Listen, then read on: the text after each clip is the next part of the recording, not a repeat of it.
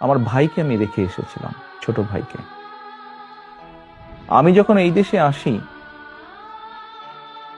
আমার সুস্থ মাকে আমি রেখে এসেছিলাম।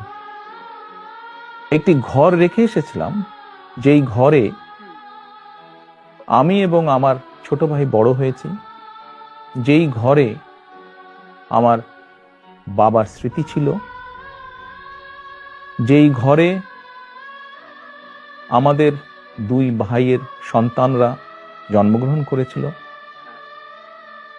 যেই ঘরে আমার মায়ের বহু স্মৃতি ছিল,